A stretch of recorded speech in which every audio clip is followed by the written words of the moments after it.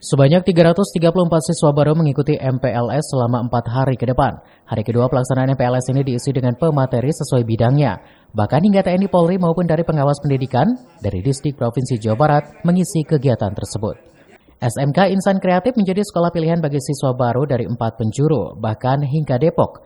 6 kompetisi keahlian yang dimiliki sekolah ini mampu menarik perhatian bagi orang tua. Pasalnya, para siswa mampu menjuarai ajang kejuaraan di tingkat provinsi. Materi MPLS sendiri sesuai dengan acuan yang dikeluarkan oleh Dinas Pendidikan Provinsi Jawa Barat, diantaranya dengan membentuk karakteristik siswa yang menjadikan siswa bertanggung jawab serta disiplin.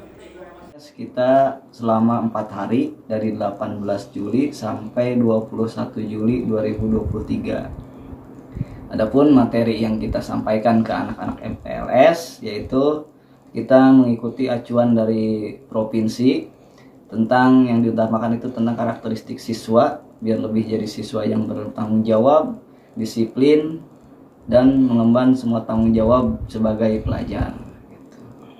Dan lainnya juga tentang kedisiplinan. Makanya kami mengisi materi-materi tersebut dari orang-orang yang lebih kompeten, diantaranya kayak kurikulum, BP, dan dari luar pun dari TNI ataupun polisi ataupun dari pengawas-pengawas dari dinas. Tidak hanya itu, para guru pun memantau kepulangan sekolah siswa SMK Insan Kreatif tidak singgah di jalanan agar terhindar dari hal yang tidak diinginkan seperti tawuran. Dari Cibinong, Kabupaten Bogor, Iman Abdurrahman melaporkan.